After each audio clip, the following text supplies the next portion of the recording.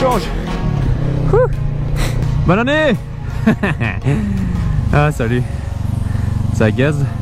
J'ai un petit stress avant en démarrant. Parce que je vous avoue que la moto là en hiver, je roule pas beaucoup. J'avoue que la moto ça manque un peu. Ah, ça fait longtemps, je sais, ça fait super longtemps. Je vous avoue que j'ai mis Aftershock Time de côté, mais complètement, parce que je vais me concentrer sur mes études. Et ça a porté ses fruits, j'ai fini. J'ai commencé le boulot. Et voilà, tant mieux, maintenant je pourrais un peu me consacrer à la chaîne. Même si Laurent a fait un travail de malade. Pendant un an, je trouve qu'il a vraiment bien tenu la chaîne et bien tenu le truc. Je pense pas que j'aurais fait aussi bien que lui pendant un an à tenir le coup.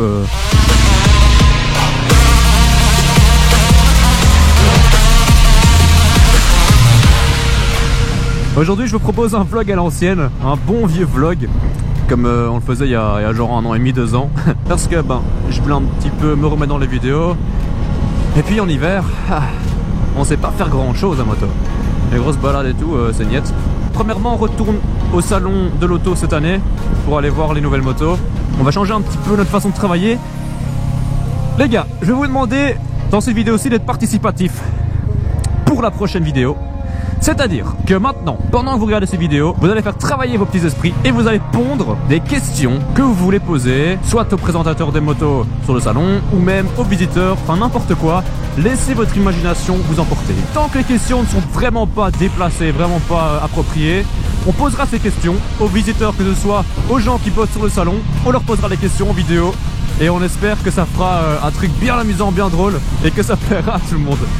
Donc voilà, posez-nous des questions, ça peut être n'importe quoi, ça doit être un sujet avec la moto, mais ça peut être des questions un peu plus tirées des cheveux, ça peut être des questions un peu plus what the fuck. On préviendra les présentateurs moto à l'avance de la possibilité d'avoir des questions cheloues. Mettez les questions en commentaire ici, ou envoyez-les-nous par Facebook, mais faites-nous parvenir ces questions. Nous on va au salon la semaine prochaine déjà, donc traînez pas, envoyez-nous ça directement dès que vous voyez la vidéo. Sinon c'est pas le thème de la vidéo aujourd'hui.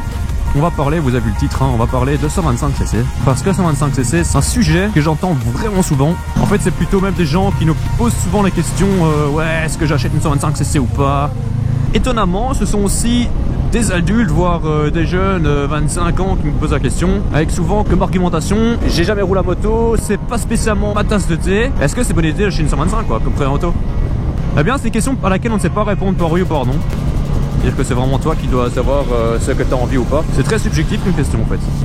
Cette vidéo je vais la diviser en 4 parties. Premièrement le permis, les points positifs d'une 125, les points négatifs d'une 125. Et en quatrième on va parler de thunes. Parce que ouais, les thunes c'est important quand on parle de 125cc. Premièrement le permis, il faut savoir que, attention, on est en Belgique, je parle pour la Belgique, en France. Je pense que c'est plus ou moins la même chose, mais je préviens parce que je sais qu'il y a beaucoup de Français qui regardent Aftershock Time. Donc en Belgique il faut 18 ans, en France il faut 16 ans, parce que je sais, enfin je pense, hein, si je me trompe, vous me corrigerez. Mais en Belgique il faut 18 ans pour rouler en 125cc. Alors soit tu fais comme tout le monde, en tout cas tu fais le permis moto, c'est-à-dire tu passes ton permis A1, il faut 18 ans, ça te permet de rouler des motos de 125cc, de maximum 11 kW et un rapport poids puissance de 0,1 kW par kilo.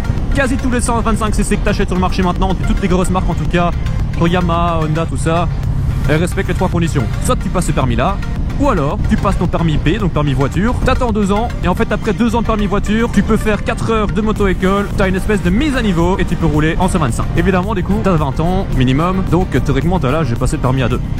Donc à toi de savoir si tu préfères faire ça, ou si tu veux d'abord faire le permis 125, pour ça que j'ai dit c'est subjectif.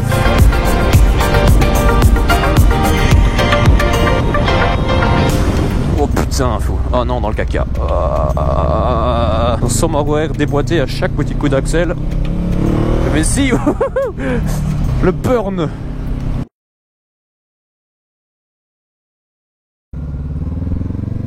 C'est une blague. Ah putain, les gars, je viens d'enregistrer toute la fucking vidéo. J'ai dit tout ce que je voulais. Je viens de pousser sur la GoPro et ça a fait juste un bip. Ça veut dire que ça commence à enregistrer maintenant quoi. Ouais. Eh ben, ça m'apprendra chaque fois. J'ai putain fait toute la vidéo et maintenant je me retrouve à tout faire quoi.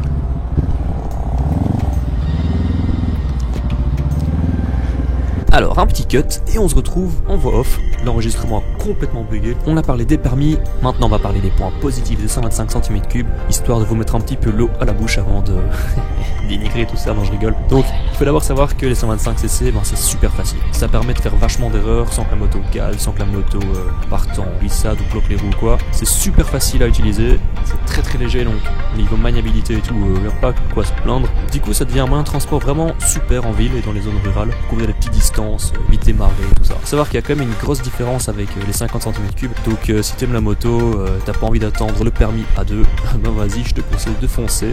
2016, 2017, 2018, les modèles sont devenus vraiment canon, vraiment top. Il y a des motos qui ressemblent à des gros cylindrés, des gros cubes quand je regarde les Yamaha R3 et tout ça. Ouais, c'est vraiment devenu super cool. La 125 n'est plus une moto toute fine, toute petite, toute maigrichonne qui donne un aspect plastique ou quoi. C'est vraiment devenu une filiale dans laquelle les grandes marques investissent aussi un petit peu et sortent des motos vraiment qui valent la peine. Évidemment, il y a des points positifs au 125, il y a aussi des points un peu plus négatifs. Tout simplement, voilà quoi, si t'es vraiment un fan de moto, tu fais ça pour les sensations, tu risques d'être un petit peu déçu car les 125 au départ c'est cool, c'est plus puissant que la 50cc, tu vas avoir une forte amélioration, mais au final tu vas quand même t'en lasser. Tu vas t'en lasser parce que oui, ça reste 11 kW, ça reste un 125cc, souvent un petit monocylindre, donc ouais, à la longue tu t'en lasses et t'as vite envie d'avoir un peu plus en fait. Maintenant, à savoir qu'aussi la 125cc sur autoroute, bof. Si ta moto arrive à taper 120, elle sera quand même haut dans les tours, limite en fin de rupteur, tu vas vraiment chauffer le moteur et c'est pas du tout bon pour la mécanique. Tu vas vite sentir que t'es limite au niveau puissance et que tu vas pas savoir accélérer encore bien plus. C'est donc plutôt pour dire la ville, les zones 90, les nationales, tout ça, mais les autoroutes à éviter. Ensuite, troisième point négatif, mais ça c'est comme je dis subjectif, c'est la taille. Les 125cc sont des petites motos je trouve. Si que moi tu mesures 1m92, tu vas vite te rendre compte que tu seras juste trop grand pour les motos en fait. C'est pas confortable, ça reste une petite moto et surtout tu auras l'air un petit peu d'un gland sur ta moto alors que tu fais 1m92 et ta petite moto, tu vas voir, tu vas toucher le sol limite. Niveau style, c'est pas top du tout. En gros quand même, beaucoup de positifs, donc si vous kiffez la moto et tout ça, si vous n'avez pas envie d'attendre les 20 ans pour le permis A2, et que vous avez les thunes, mais ça on en parle plus tard, vous allez voir, moi je vous conseille de foncer, allez-y. Je vous relâche ici et on se retrouve en direct sur la vidéo pour parler d'un sujet qui va plutôt vous intéresser. Il faut aussi savoir que quand vous êtes en 125, vous êtes soumis à la loi sur l'équipement dans le code de la route. C'est-à-dire que en 50cc tout allait bien, vous étiez en short, en t-shirt, en été sans les gants parce qu'il fait trop chaud, limite des petites chaussures style ballerine pour les meufs et un casque à 20 balles de chez Decathlon. Les gars, tout ça vous pouvez le jeter. Il faudra maintenant acheter votre casque homologué, un pantalon long, des chaussures qui remontent au-dessus des chevilles, une veste et des gants.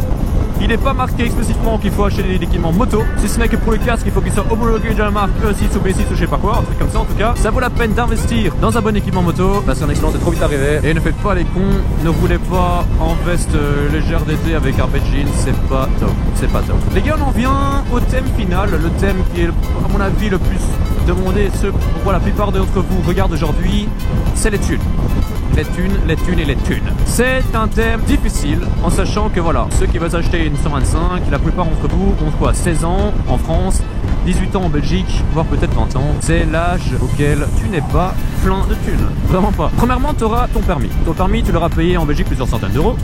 Je sais pas comment c'est exactement le permis A1, mais voilà. C'est facile à trouver, hein. Tu regardes le permis en Belgique et tout, bref. Tu t'arranges, première chose, tu auras dû payer les cours, l'examen, tout ça. Ça coûte quelques centaines d'euros. Ensuite vient le moment en fait le plus chouette, c'est quand tu achètes ta moto. Et là, soit tu l'achètes en neuf, soit en occasion. En neuf, il faut savoir qu'un C25, tu tournes quand même dans les 2000, 3000, 4000, 5000 euros. Ça, évidemment, tout ça pour les marques, les grandes marques bien connues, style KTM, Yamaha, Honda et Kawasaki. Je vais rester sur ces 4 marques là pour cette vidéo parce que c'est un peu les marques qui parlent à tout le monde. Bon, dans ce cas là, c'est presque... Gros, c'est presque le prix d'une A2 quoi, c'est beaucoup. Donc attention, c'est super, mais faut payer la taxe de mise en circulation. Ça c'est bon encore, en Belgique tu payes qu'une fois, pour un 125cc ça coûte 61,50 €. Et puis pour finir l'assurance, et l'assurance en A1 c'est pas trop cher. Maintenant tout dépend de ta compagnie d'assurance, de si tu as déjà une voiture à ton nom ou pas. coup, si tu mets l'assurance au nom de tes parents, là tu t'arranges. Mais voilà, faut pas l'oublier. Ensuite vient l'équipement, puis il se prend tout de 500 €. Si t'es à moins de 500 €, c'est qu'il y a un problème quelque part, achète un autre casque ou quoi. Mais fais gaffe à l'équipement, c'est super important. C'est quand même ta vie qui dépend du truc. Maintenant, ce qui est chouette quand t'achètes une 125, c'est que si tu l'achètes en occasion, bah il y a des super prix. Maintenant, fais attention parce que souvent c'est la première moto. Les gens font pas toujours attention. C'est la première fois que tu as une moto, donc tu tapes un peu dedans, tu fais la merde, tu la laisses pas chauffer au départ. Les moteurs sont, même quand ils sont peu kilométrés, déjà vachement loin. Tu as vraiment des motos, c'est des épaves. Donc attention à ça, fais gaffe, et tu peux avoir de super bonnes occasions.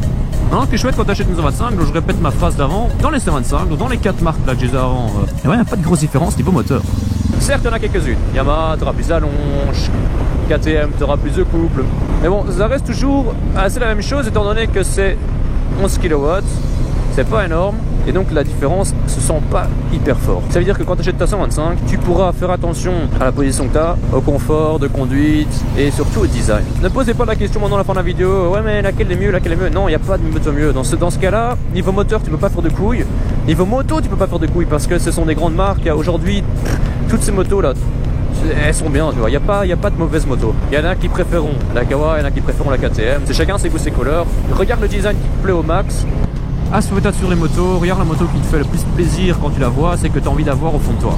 Et écoute pas les autres, écoute pas tout ça. Parce qu'en 125, je te dis, il n'y a pas moyen de faire d'erreur. Si tu restes dans ces marques. Maintenant, si tu vas acheter une Iozum ou une je sais pas quoi marque chinoise, c'est ton problème. Ah, voilà. Ne te fais pas dire que j'ai pas dit. Sans vouloir dégrader ces marques là, non, je connais pas super bien ces marques, si ça se trouve c'est devenu super bien ces derniers temps. Je vais pas m'aventurer dans une discussion là-dessus. Bon les gars, sur ce, si vous avez encore des questions, n'hésitez pas à les poser en commentaire ou même en message Facebook privé. N'oubliez pas non plus de mettre votre petite question pour le salon de l'auto. Ça nous fera très plaisir et comme ça on n'aura pas de questions à poser. En plus évidemment des questions que nous on va poser de base. Je vous souhaite à tous une super rentrée pour ceux qui sont encore à l'école. Après les vacances maintenant. Étudiants, bonne merde pour les examens. Je sais que vous êtes en plein dedans, surtout en Belgique pour l'instant, vous êtes en plein dedans. Étudiez, j'aurais été refait comme moi, je me suis déconnecté du monde pendant un an, c'était la merde. Mais putain, j'ai réussi, première session, fini. Et là, j'ai mon boulot, et la vie s'ouvre à moi. Concentrez-vous au max. Lâchez votre ordinateur maintenant tout de suite. Lâchez votre téléphone, concentrez-vous, étudiez, faites ces examens, sortez de l'unif et fini la vie. Enfin, fini l'étude et ça commence la vie. Voilà, sur ce, roulez prudemment, bon ride. Bonne étude, bonne fin de semaine, bonne fin de journée, bonne fin de tout. Je sais pas comment regarder cette vidéo. Je croise les doigts pour vous, pour votre réussite dans les examens, tout ça. Faut que je trouve encore un truc final, un petit un petit, je sais pas ce qu'on dit à la fin. Ah bref, non, je sais ce que je vais faire. C'est blabla. Oh non, blabla. Oh, j'avais oublié quoi. Il est temps de fermer ta plamatique. Plus de crotte de bique chez ma carte mère. Non, non, non, carte mère, pas désolé, tant tout de suite. Je suis en compagnie des motards. On fait des numéros de cirque, c'est génial.